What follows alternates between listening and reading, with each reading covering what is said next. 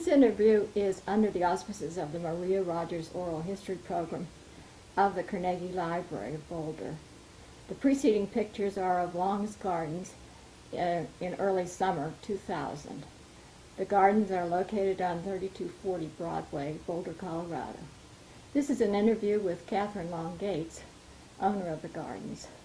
It is November the 16th, 2002. I'm Shirley Steele. Videographer is Liz McCutcheon. And Catherine, you've been here, your family has been here a long time. Remember how, you don't remember, but can you? No, that's right. Actually, my grandfather, J.D. Long, came to Colorado in 1898. So he was one of many people that came to Colorado because he had tuberculosis. And he lived in Iowa, and he was told if he came to a high, dry climate, he might last another 6 months to a year.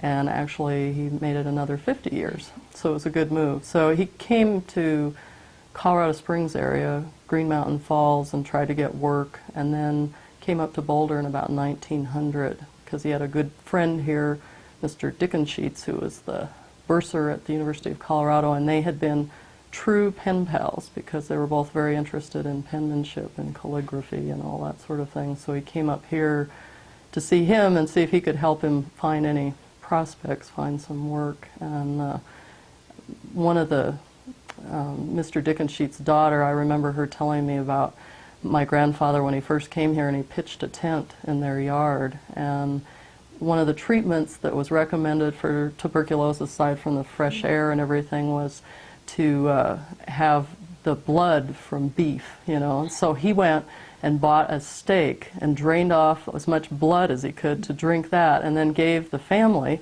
the steak. So Zelpha Dickensheets Hagman, who told me this years later, she was like, they were so thrilled to have him there because they didn't usually get steak, you know, and everything, but she found it a little disgusting that he was drinking the blood. But anyway, Mr. Dickensheets helped him find work at various places, and McAllister Lumber Company and all that. And then early on he started clerking at a store in downtown Boulder that was called Noah's Ark. And Noah's Ark was, as the name implies, a variety store. And it also had seeds and bulbs and things. So he thought there was room in Boulder for sort of specializing in that. And in 1905, he managed to persuade a friend, I.T. Earl, who was one of the early mayors of Boulder, to go in with him and purchase Noah's Ark. Mr. Earl was really the money, and my grandfather was the sweat equity, and he managed the store, and after a few years changed the name to the J.D. Long Seed Company to show the change in emphasis from just a variety store to seeds and bulbs. And my dad said that the fact that Woolworths came to town in about 1908 was probably a big motivation, because that was a lot of competition. So it was the same old thing of the chain store coming in as it is today. Did he have any background in farming? He came from a farm background. He grew up on a farm. His wife, who he married in 1905, Cora Curtis, was also from farm family.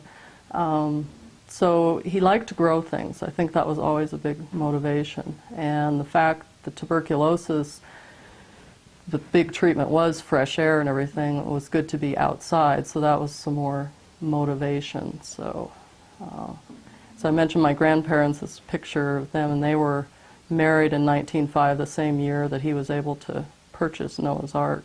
So my grandmother actually had gone from Iowa up to Wyoming and homesteaded up there. So, and she loved the Wyoming prairies and all that, but he persuaded her to come to Boulder. So, and I think they settled in Boulder partly because of his relationship with Mr. Dickensheets and some other friends that he made here, but they were big believers in education too. And so I know over the years people have said, why didn't they settle in Longmont or somewhere more agricultural? But I think they wanted to be where the university was.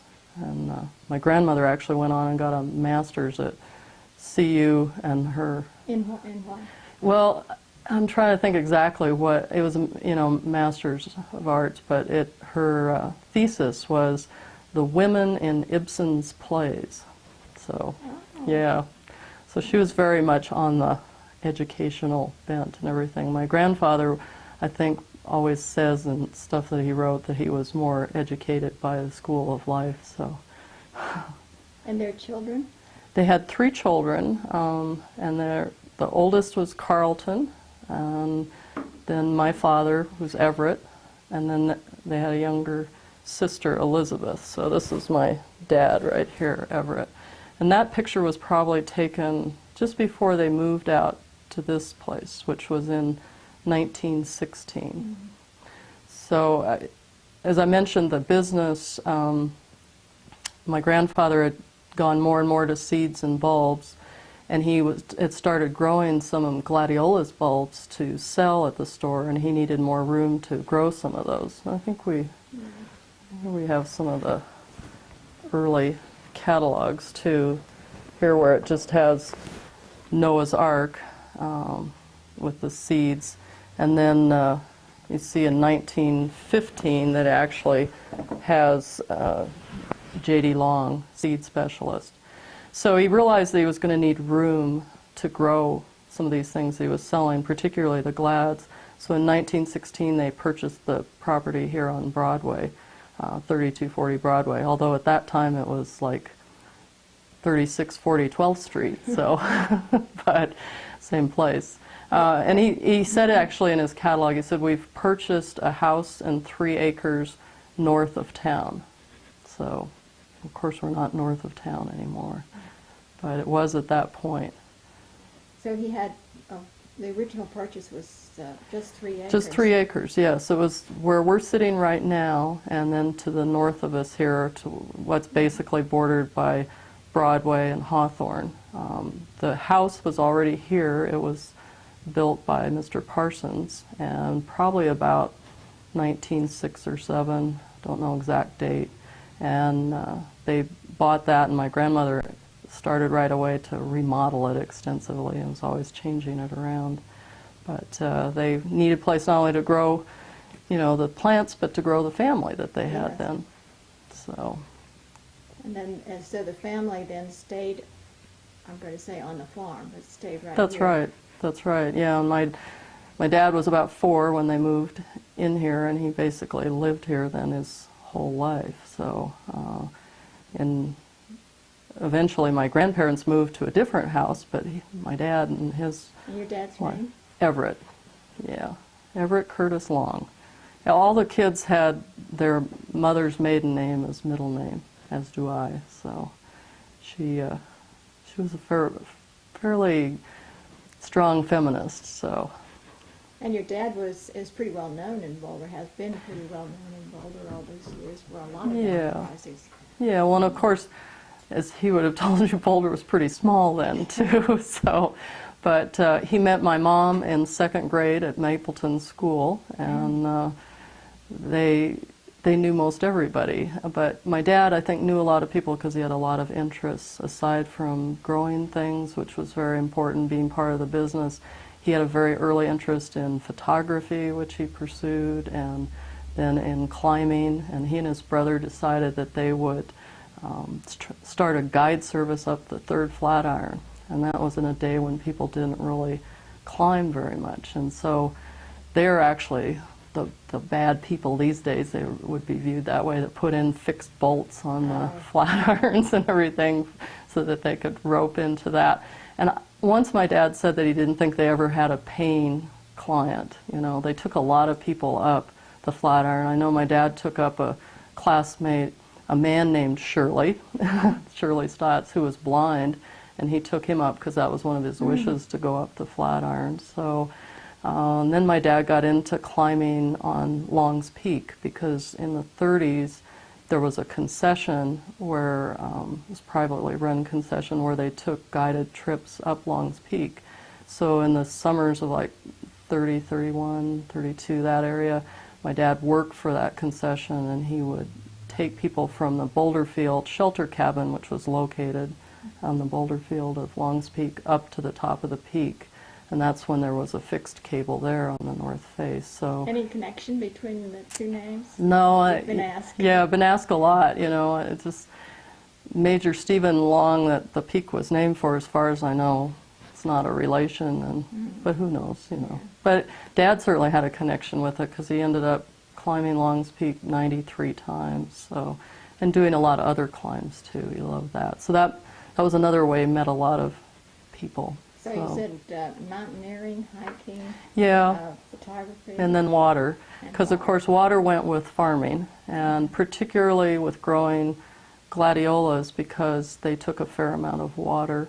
And glads also, at least in that day and age, when you went to harvest glads, you had to dig them in the fall, and you couldn't harvest them completely, so you always left behind some of the little bulblets. Well, you couldn't go back and plant in that same ground because when you're trying to keep varieties straight, they would get contaminated by that. They also had a lot of disease problems that were carried over in the soil, which unfortunately these days they solve more by fumigation and things, but there wasn't a chemical means. So the best means was to move to new ground. Well, even though over the years we bought more ground here, there still wasn't enough for growing a lot of glads. So we rented ground around different parts of the county, a lot of it out by Valmont, out east of Boulder. But you could maybe find good ground to grow in, but it wouldn't necessarily have a good water right that came with it. So my dad thought that it would be good to secure a good source of water that could be used on any land that was available to rent. And just yeah, he got married along the way. well, yes, he did, and that the 1940 he got married, and he and my mom ended up spending a lot of their honeymoon in 1940 searching for a dam site. So he had this idea that they would build a high mountain reservoir so that he would have water, a guaranteed water source that could be used on whatever property was available. And they spent a lot of time in the mountains anyway. This gave some purpose to all the trips to the mountains. So they searched around and finally settled on a place, Upper Woodland Lake, which is in the Boulder Creek drainage, and it's about 11,000 feet. And your mother's name? My mother's name was Anne McLaughlin. So, and like I mentioned, they met in about second grade. My mom was actually born in Trinidad, Colorado, but she moved up here when she was about 4. So, so then he started on building the reservoir, which he named Skyscraper Reservoir. Does that work? It's okay. Yeah. And got started, filed on it, did some of the initial work, but this was 1940, and of course World War II came along.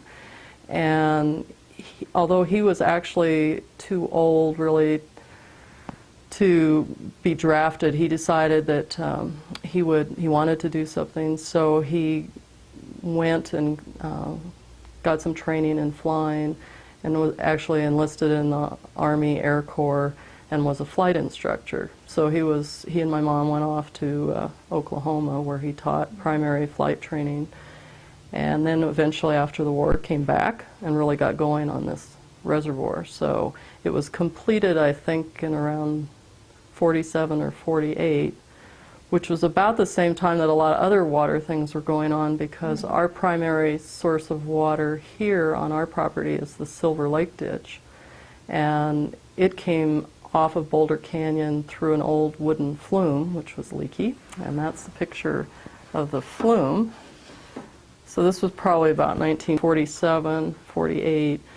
It was owned by the Degg family at that point, but they were really having trouble keeping up the ditch. And my sister, who's 7 years older than I am, can remember this lovely flume and how the water would leak out of it and the moss grew on it. It was so beautiful and everything.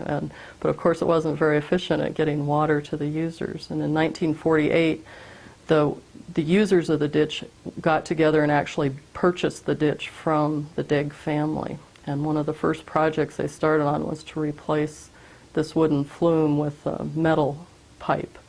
And so my dad was instrumental in that, and he loved projects like that. In a lot of ways he would have made a great engineer, because things like building the dam and then taking over trying to do this flume. And a lot of our equipment that maybe we'll look at later was used. It was new at that point. It was used to to build things like the dam and to build the ditch, replace the flume and all that. So this is just up at the mouth of Boulder Canyon. What was going on down at Long's Gardens while he was at war and building the flume? Yeah, well, I think that was hard because he graduated, my dad graduated from the university in 1934, and after that became really involved in the business here, and I think my grandfather probably was about ready to let him take over when the war came along. So my grandfather never, of course, got completely over his tuberculosis, so he always was somewhat compromised in what he could do and everything. And my dad was a very, athletic, very full of energy guy. And so I think those years during the war were very hard for my grandfather to kind of have to take over on things with the business. But after the war, when he came back, they worked together, and my dad really was taking over more of the business, but he was also trying to build this dam. So he's gone a lot. And my mom always told this story about, she graduated from the university in '33. She was a journalism graduate, and she worked at the University of Colorado, and she would stop by the store sometimes and to talk to my grandfather, and he said, well, is Everett up at the dam again today, and she said, oh yeah, working on things. And he said, well, Anne, I've known a lot of grass widows and a lot of golf widows, but you're the only dam widow I've ever known. So I think it was really a hard time, but my dad was the kind of person that always had a lot of things going on, and I think back and wonder when he ever slept, because he was also trying to put out catalogs and do the photography and all that, so it's a lot of different things going on. I'm thinking of this photograph. Yeah. Maybe it's out of order. No. This is an aerial photograph that I think is probably around 54, maybe 55, and we could date it sometime exactly because this structure right here, this is Broadway, and this structure doesn't have its roof yet, and that was the Church of Christ, which is just to the south of where we're sitting here. And your dad was flying the plane? Yeah, he was flying the plane. He owned a plane for quite a while, a little Aranca Chief, which he justified owning because he could fly to the Midwest nurseries that we did business with. At that point, we grew a lot of acreage, not only of glads, but more of iris by then. And we supplied the wholesale needs for a lot of places like Earl May, Henry Field, Gurney's, a lot of places in the Midwest. So if he had his little plane, he could fly there, which was handy. I don't know that it was really economical, but he also could do things like this, take aerial photographs and check on everything and fly over the mountains. So where we're sitting is actually, there's these twin buildings, and we're sitting in the one that's the north part. And this building was actually built in 1948. That was another thing that was going on with all the other stuff, because up until that year, the J.D. Long Seed Company and Long's Gardens were, the place of business was actually in downtown Boulder. Noah's Ark, that original business my grandfather bought, I think was on 14th Street when he first bought it, and then it moved to Pearl Street, about 1445 Pearl, and then eventually to 2043 Broadway. So the store was downtown, but the growing area was out here, and my dad thought, I think he thought he was having to be in too many places at once. So he decided it would be good to build a building specifically to house the seed store, and so that's what this building was built for. And I think later we'll look at some of the seed jars and all that. So the building that's attached to this, that's just to the south of us, was here at the time they purchased the property, and so then they built this to try and mimic it so that they look about the same. And the house is sort of hidden in the trees just as it is today. This is hawthorn right here, and then this field right here, this 5 acres, that's where the North Boulder Recreation Center is now. And that was part of the... Yes, that was part of our property at one time. I don't know exactly how many acres we had at the very I think it might have been close to 40, 35 to 40, because we also owned some land across on the west side of Broadway where Foothill School is now. But all of it was acquired in sort of piecemeal fashion, because my understanding, what my family always told me, is most of this area, by the time my grandparents bought here in 1916, was small acreages. There were a lot of people that had orchards, and you can see some orchards, like there was one that was still down here and along here on Hawthorne. There were apple and cherry orchards. There were a lot of people that raised chickens, which is a lot of what our buildings are, and the ones behind where we're sitting were chicken houses, and you see some other chicken houses down here. When we went a little farther to the west of here, up towards 4th Street, there were people that grew grapes and raspberries. They obviously didn't have as many deer as we have today, but so a lot of the land was bought in 3 acres, 5 acre tracts as it became available and as my family had money to buy it. So What is that thing that goes in a block? yeah, this that's going kind of diagonally across is the farmer's ditch, which we also have some rights in and have used over the years a little bit. But the Silver Lake ditch that we were talking about actually runs to the west of here, up above 4th Street, and comes down to the property. Used to be through an open lateral and now through pipeline. Well, when we go outside, we'll kind of get a feel Yeah. of what these really look like. Yeah. And you have a sister and a... Yes, I have one sister. Her name's Margaret Ann Long. As I mentioned, she's older, so you can tell the difference here, but nowadays you can't tell much difference between us. But this is one of many pictures where we were posing for catalog shots. So we had several variations of this where we're supposed to be looking through the mail from customers and seeing all the nice letters that people wrote to Long's Gardens about the wonderful plants they'd received. So, and then this picture, this is one that was in the catalog for many years. I always remember the morning this picture was taken because it was my first day of 1st grade, and I went to Foothill School, just cat a corner, and I really was excited about going to school, and I didn't want to be late, and my dad wanted to take just one more picture. And he was quite a perfectionist, and we'd have to go through all of these different takes to make sure that he got the picture he wanted. So I suffered through that, and I survived that. But then he ran this picture for several years in the catalog, and by the time I was maybe about 14 and it was still in the catalog, people would come up to me and they would say, "Are you the little girl in the catalog?" And I'd be like, "No, you know, I'm grown up now." So You want to kind of summarize what it says above there? it says a handy gadget, and this was a thing we called a bubbler. And they make them still today. The patent expired on them, but it just screws onto the end of the hose, and it's like a water breaker. It helps keep it from washing out the soil. So I'm supposed to be demonstrating how that works. But and I know my father and his siblings had gone through the same thing with, you know, catalogs and everything. It's an interesting aspect of growing up in a family business because you get subjected to that. So I'm kind of not, when people say, "May I take your picture?" I'm always a little cringe a bit. So And these are all the These- irises that... yeah, like this. I'll just kind of run... Yeah, this catalog, 1960, these are some of the ones that were new at that point.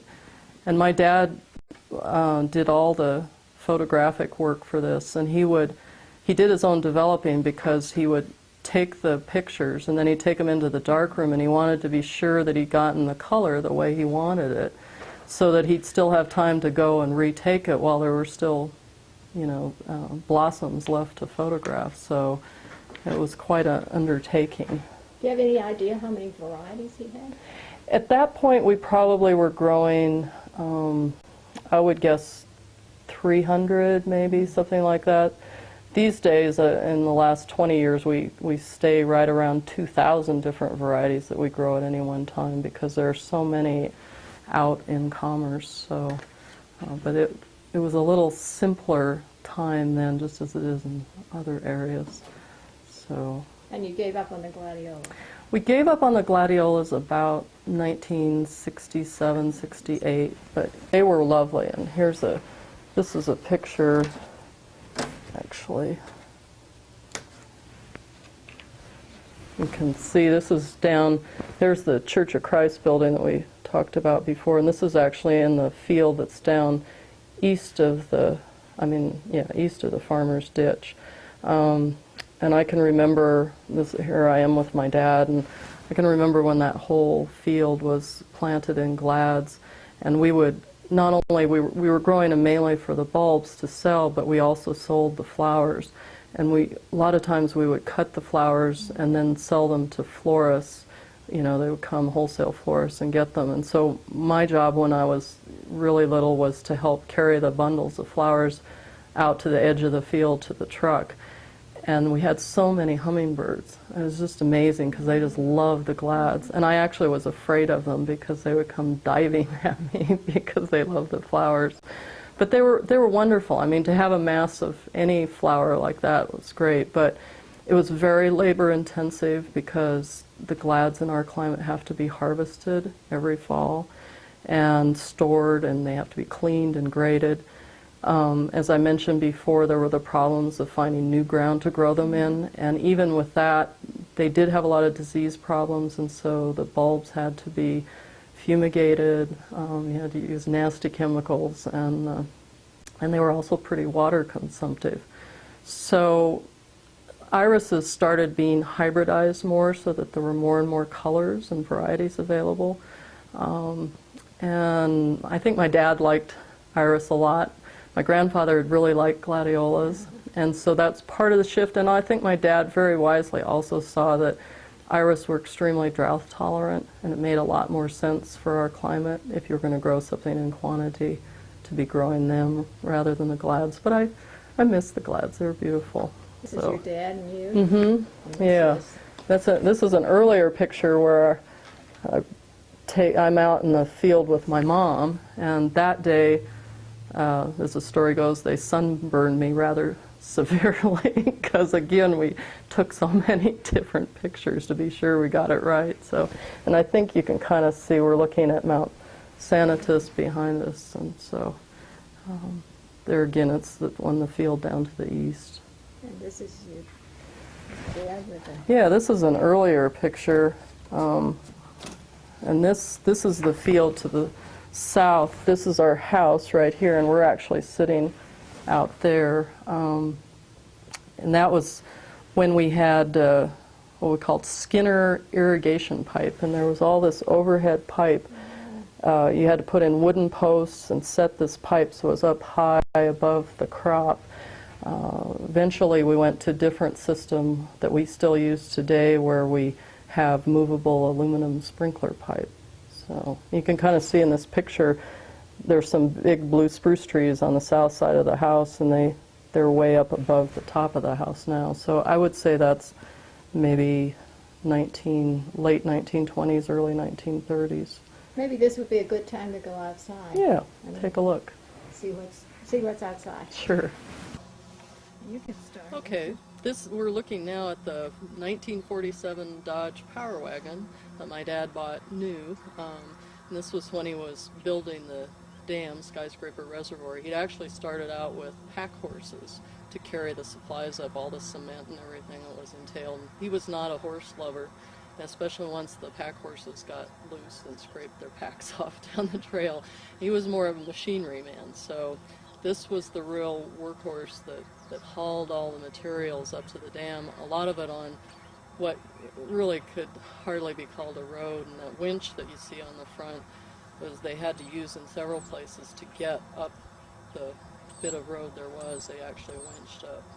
So it's got very few miles on it, but very hard miles, and it's been a trooper too on replacing that flume on the ditch and a lot of other projects, and it still runs, a little reluctantly, but it still runs. So. Have you had it out in the highway? Yeah, not for a while though, and you can see it's not currently license, but it has a governor on it so that the engine you can get up to about 40 miles an hour, and then it cuts out, so you can't ever go more than that. And when we when we still had horses and we'd go to get hay and things, and we'd load it up and we'd go out on the diagonal, and the last few times, you know, people got very angry with us as we're going along at 40 miles an hour. These days everybody's in too big a hurry, but when you drive that thing, you know you're really driving, because it takes muscle and it has a very distinctive sound. It's a real truck, not like a lot of things these days that you hardly know you're in a truck. So it's a fun vehicle, and we get lots of people that stop in and ask if it's for sale. And we say no, it's a member of the family, and it truly is. So For the next big project. that's right. Yeah. So it's nice to have around still. In this is the Army weasel. The weasels were used during World War II. They were great on this particular model, I guess, was great on flat ground, but unfortunately they made some modifications later. But when my dad tried to use this, his idea was to haul supplies into the dam in the winter, because of course at 11,000 feet there's really not a very big construction season. So he thought if he could haul his cement and things in during the winter with the weasel, then they'd be able to get started earlier.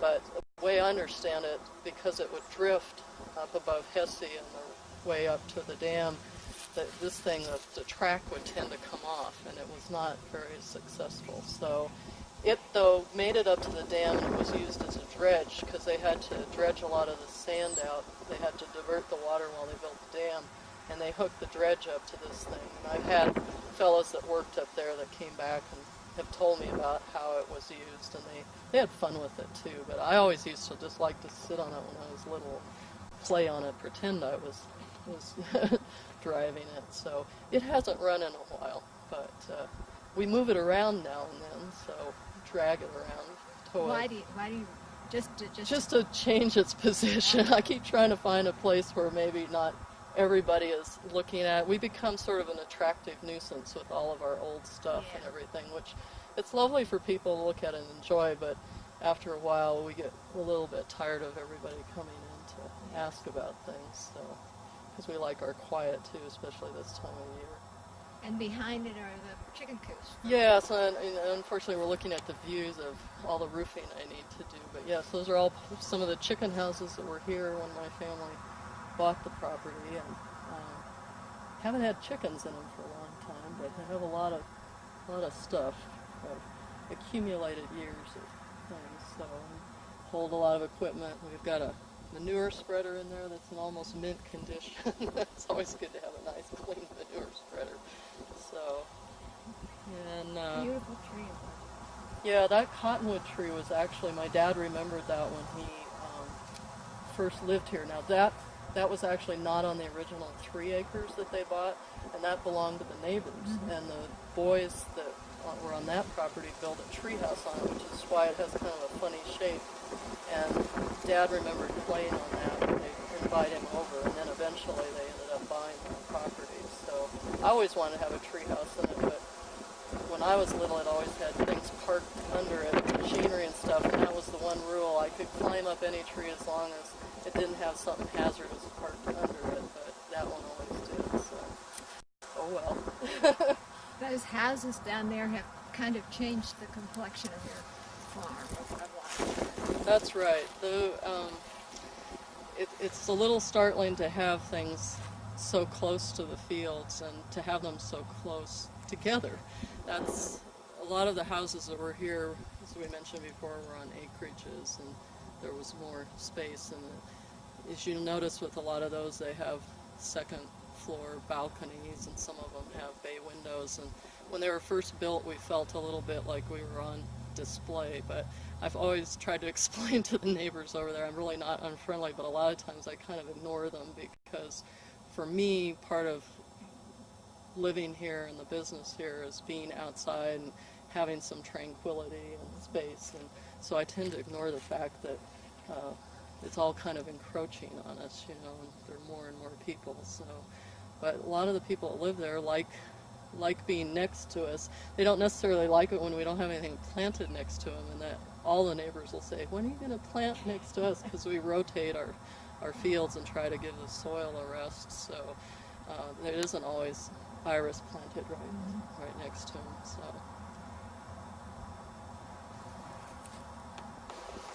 Here we're looking at one of our nice modern pieces of equipment, our dump rake or hay rake. And originally, like a lot of our equipment, was actually for horse-drawn equipment, but converted to tractor. We were basically horse-equipped until about the late 40s, and as I mentioned before, my dad wasn't much about horses and he liked equipment. That's why I ended up with two daughters that were horse lovers and always had horses. But this we use still. We will haul behind the tractor. We don't actually grow hay anymore, but sometimes when we grow rye for cover crop, or even when we let the weeds get away and cut them down, then you can rake them up with this. It sure beats doing it by hand. So it also is picturesque. Do you keep the equipment in good shape or Well, workable shape? Workable shape is a good one. I try. My dad was a great mechanic, and I wish I'd paid more attention. In some ways, it was too bad that he was so good at things, because he did just fix things. Mm-hmm. And even though I watched him, there wasn't always a need for me to do things. But I like to try and fix stuff, and I do the best I can. And one of the ways we've managed to stay here is to try and make do with what we have and not buy a lot of new things. So, and it's kind of a challenge to keep things going and keep them workable. So, yeah, people will look at some of our things and think they're just here and not working, because we don't do a whole lot about painting or fixing things up, but we do try to mechanically keep them running. So what's here mostly is in use. Yeah. Except for the weasel. Yeah, mostly what's here is in use, or at least it's in use as far as waiting to be fixed or to be used for parts. I mean, that's always the way too. You have to keep a pile of things around for spare parts, and you never know when you might need it. So, unfortunately, we can get a little overwhelmed by all that stuff too, after so many years of accumulating things. Then it's a question of, well, I know I have this part that I could use, but where is it? It's finding things. So we're looking at Broadway. Yeah, and looking across some of our fields here, this is our field where we let people dig their own plants, and they come in the spring and dig them up, and then it's kind of showing that there's still a lot of the original ground. As I mentioned, we maybe had as much as 40 acres at one time. We currently have 22 acres of land, totally surrounded by city and the North Boulder Recreation Center, which is our neighbor to the south. This time of year, of course, not too pretty, but to me it's pretty, just all the open space. And you'll see the power line, North Boulder transmission line that cuts through our property. And then as you look down to the east, there's trees, there's willow trees and all that, and those are along the farmer's ditch. And on the other side, the east side of the farmer's ditch, we own about 11 acres of land, which we lease to growing gardens, and that's where the community gardens are.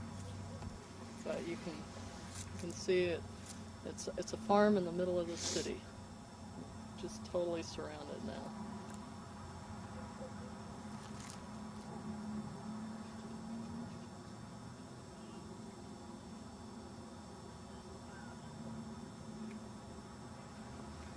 This is one of two tractors that we have that are identical. They're Alice Chalmers Model G. They were manufactured in the late 40s and early 50s, designed pretty much for truck gardens where people were doing a lot of cultivating. And that's why they designed them with the engine mounted in the rear, which gives it a little different look than what you usually see with tractors. That way you didn't have the engine in the front, so you had great visibility, and you could put your cultivating implements there and see exactly. You can get really close to the plants when you're row cropping like we are. They're also very lightweight and didn't compact the soil very much. So this is what I learned to drive on, and I bugged my dad please let me drive the tractor and everything. And when I was about 8 years old, he decided to relent. And my sister hadn't been as big on wanting to drive the tractor. She'd at least been less obnoxious than I was, so she was supposed to learn about the same time. And I was so excited we were going to get to drive the tractor, and so we came out for our first lesson, and my dad launched into a long discussion on internal combustion engines and the spark and the fuel and igniting and everything, and that was his idea of teaching you to drive, which was really a good idea. That first you needed to know how the engine worked, and how the whole thing, which I'm very grateful for now when I have to try and fix a lot of this stuff. I wish I'd paid more attention. But then when I did finally get to drive it, he attached the pipe trailer that hauls our big long sprinkler pipe. They're 20 and 30 foot sections, and he put that on the back so that I couldn't get too carried away. I had to watch what I was doing because I had 30 feet of trailer behind me and everything. But they're a wonderful thing to learn to drive on, and they're wonderful for our use because they really can do a good job of cultivating. And they have a very small engine. They're use very little fuel or anything, so they're pretty much ahead of their time. And again, it's another one of those things, people come and there's a whole following of people that like these Model Gs and they want to know if it's for sale and everything. Like, no, we use it. We don't paint it up like the ones that people have restored and everything, but we use it. So. Where do you get parts, Steve? Parts for a while were really hard to get. And there again, my dad was good because he could machine his own parts if he couldn't find them. But now it's actually getting easier, and it's one of the good aspects of the internet, and that you can get online and find people that deal in parts for old tractors. And so it's really gotten much simpler because as Boulder and Boulder County became so much less agricultural for a while, it was so difficult to get any parts, and you'd end up driving so far, and most of the people that were left in farming in the area had gone to bigger, more modern equipment. So particularly for these kind of antique type things, it was hard to find parts. But now people have restore these, and also that aspect is easier. You still just have to get the work done and get it fixed, but at least it's a little easier to come by the parts. So. But it's a great tractor. Kind of wondered why you have two tractors. Well, when we were actually growing a lot, when you think about growing 35 or 40 acres, two tractors like this were a good idea just for the cultivation, because it takes a while.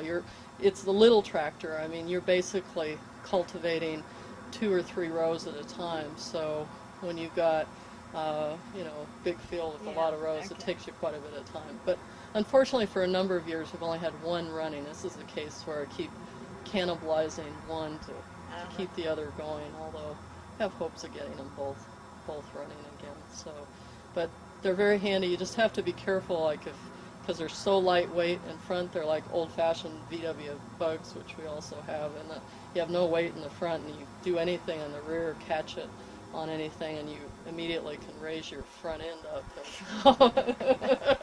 Which I did once when I hooked an underground irrigation pipe with the back duck feet and all that. So, but they're pretty forgiving too. So. This is the second one. Yeah, this is a farm-all tractor. This is our big tractor, which any modern-day farmer would laugh at, but it's big enough for our purposes. This farm-all was probably purchased new in about 47, I think, and it was red. You can't tell that now, but it's bright red. It's, again, been another real trooper. This was used not only here on the place, but when we were growing glads out on rented ground out by Valmont, it had to go out there. So it's been around the county quite a bit, and it's worked on the Silver Lake Ditch up in Boulder Canyon when we were replacing the flume up there. So it's had a lot of hard use. It doesn't look too great, but it runs great. It's an amazing machine, and I really don't have to do a whole lot, a little tender loving care, and it just runs along pretty well. How old is this? It was about 47 or 48, I don't know exactly which year. So, hooked on the back we have a Graham Hamey, which was piece of equipment manufactured in England originally, and that has adjustable sweeps on it that you use for deep cultivation. So when we go and want to work up a field after we've taken the crop out, you can adjust that according to how deep you want to try to go and work up the soil and eradicate the weeds and all that. And this is a very antique tractor in many regards because it doesn't have a three-point hitch. Most modern tractors on the back end will have 3 points that the implement's hooked to, and everything with this is just a single hitch. So you don't have a whole lot of control over it, but it's also very simple, not much to go wrong. There's a lot to be said for simplicity. You may not have as many bells and whistles, but there's also less to break, and that's sort of a testimony to it that in 2010 it's all still working. So it does our job for the amount of acreage we have. Well, this is our shop, which is more of a mess than usual. It's like everything around here, though, over the years, that you accumulate more and more things, and there's not much room to work on stuff. But my dad built this about 48, I think, and designed it so that he'd have room to bring things in. There's an overhead hoist so you can work on engines. There's a big old metal lathe and a smaller lathe, and anything you could want to try and fix all the things that you need to fix on a farm. So. And then also, of course, like everything around here, serves as just storage for lots and lots of stuff. So, but it has a nice feel, but it's very functional too.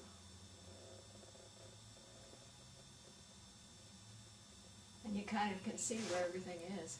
Yeah, and people that can look carefully can see there is some order to our disorder. I think so too. But.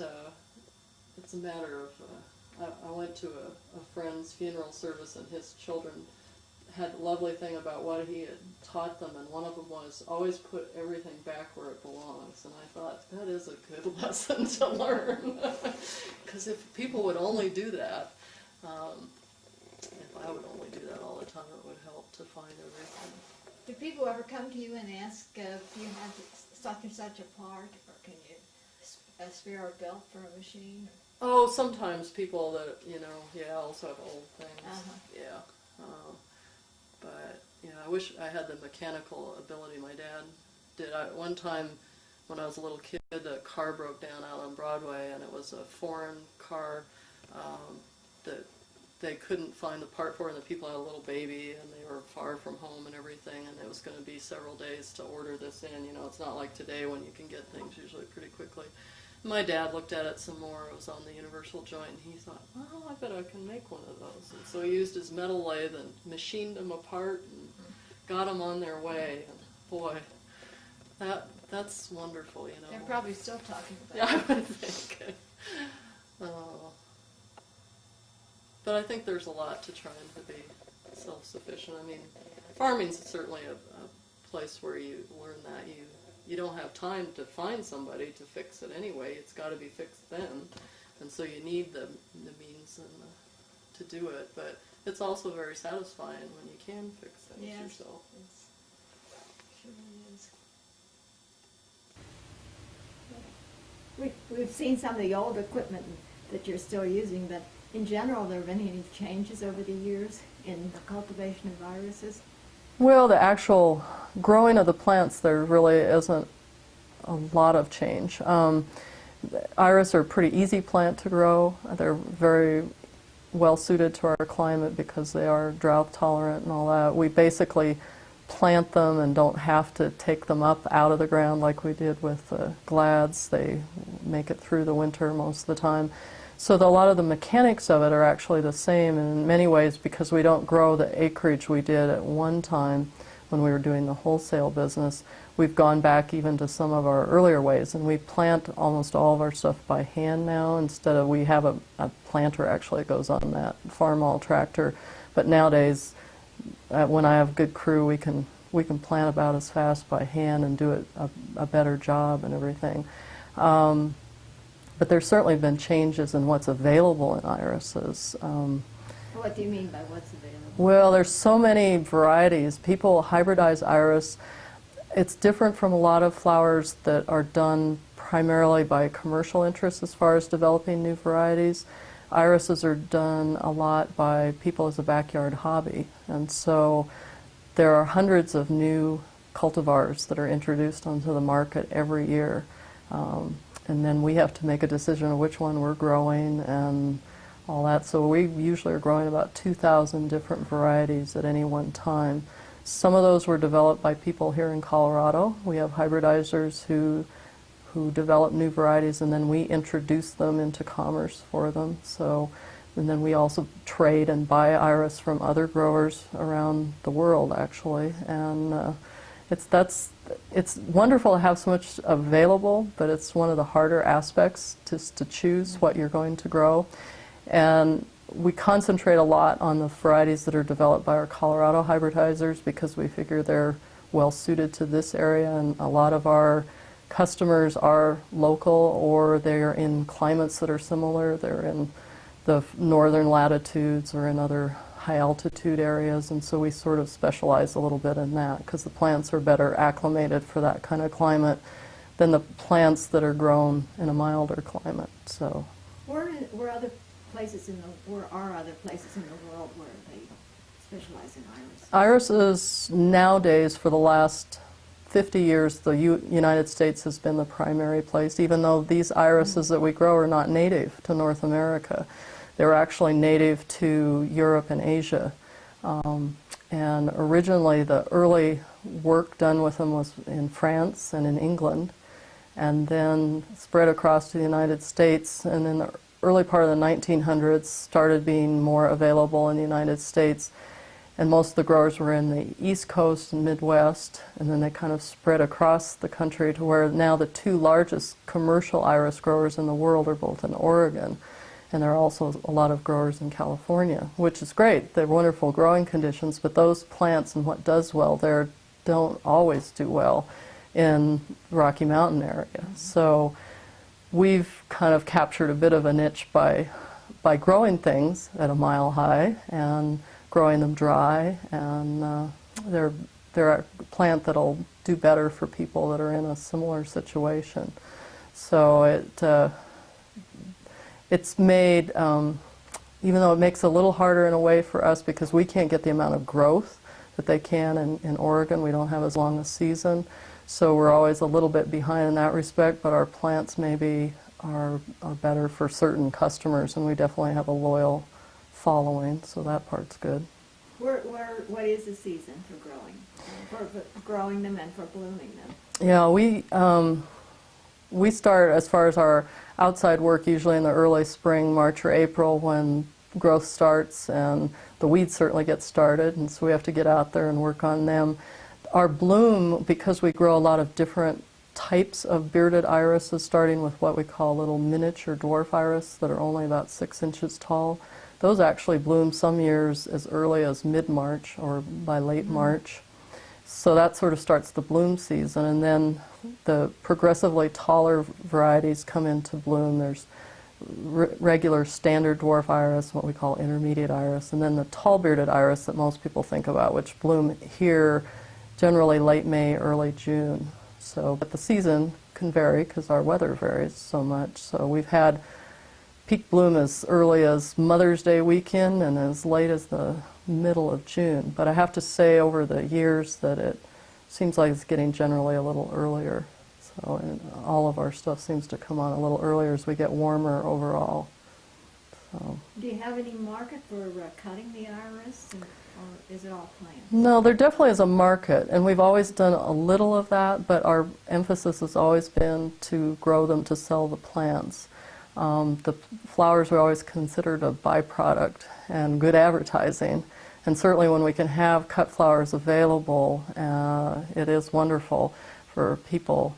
It's hard actually when we don't have them available. In the last few years we haven't had enough sufficient bloom to cut the flowers because we want to leave most of our bloom for the people that are buying the plants. And people don't understand that, and they'll come in and they're like, "Can I just have one?" But of course, if you allow that for everybody that says that, then you rapidly don't have any flowers. But we've had several years here where we've had early warm weather followed by late hard freezes, and it's frozen the main bloom, so there just really hasn't been anything to cut. So when we do have cut flowers, we usually just do it, it's kind of cut what we think we want for that day and have available for people, and it is nice for people, you know, come, and especially people that they don't have room to grow anything anymore, but it is just a sideline. Growing the plants and selling them is our main business. How hard is it to hybridize an iris, or how do you go about that? Well, it's pretty easy. That's why there's so many of them. Because you actually are going and you're taking pollen from one and placing it on the stigma, the female part of the flower of another. And if you're successful and it's fertilized, it'll develop a seed pod. And then you grow those plants from the seed. And it takes 2 to 3 years for that to get to the size of plant that's going to bloom, so you see what you've created. And because iris are pretty mixed up genetically, even crossing 2 same color ones you may not get. You know, you cross 2 blues, you may not get all blues or anything. You can get some surprises. There are a lot of recessive genes. It's fun, which is another reason people do it a lot. So it's possible to make, you know, the same cross and come up with some widely different things, and other people make them and get some different things. And that's then really the difficult part, is selecting which you're going to save and name and introduce. Growing any flower, hybridizing a flower is a lot like people with their children. After you've spent all that time and effort on it, you see a lot of wonderful attributes in them, but they really might not be that much of an improvement over what's already available. But sometimes the differences are subtle.